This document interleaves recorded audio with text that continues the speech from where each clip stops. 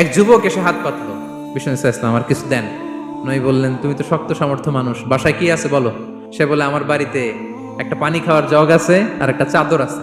বিষ্ণু ইসলাম বললেন, নিয়ে আস। সে নিয়ে আস। এবার বিষ্ণু ইসলাম চাদর আর জগ দুইটা নিয়ে সাহাবাদেরকে বললেন, মাইয়াশতারি হাযাইন, কে কিনবে? রাসূল সাল্লাল্লাহু আলাইহি ওয়াসাল্লাম তার চাদর আর জগটা নিলামে তুললেন, এই কে কিনবে? একজন বলল, ফাকালা রাজুল আনা আখিযুহুমা বিদিরহাম, ইয়া রাসূলুল্লাহ আমি 1 দিরহামে কিনবো। মাইয়াজিদু আলা যালিক, এর চেয়ে বাড়ায় দিবা কে? আরেক সাহাবী বলল, ইয়া রাসূলুল্লাহ আমি 2 দিরহামে কিনবো। 2 দিরহাম, 2 দিরহাম, 2 দিরহাম, আর বাড়ে না। বিষ্ণু ইসলাম তার কাছে 2 দিরহাম দিয়ে বিক্রি করে দিলেন। 2 দিরহাম নিয়ে যুবককে বললেন, নাও এই 1 দিরহাম দিয়ে কিছু খাবার কিনে তোমার ফ্যামিলিকে দিয়ে আস, আরেক দিরহাম দিয়ে একটা কুঠার কিনে নিয়ে আস। তো যুবক কুঠার কিনে আনলো। বিষ্ণু ইসলাম ওনার মোবারক হাতে, বরকতময় হাতে ওই কুঠারে একটা হাতল লাগাই দিলেন। এবার বললেন, যাও জঙ্গলে যে কাঠ কেটে লাকড়ি বেচে জীবিকা নির্বাহ করো, সামনের 15 দিন আমার সামনে যেন তোমার ঘুরঘুর করতে না দেখি।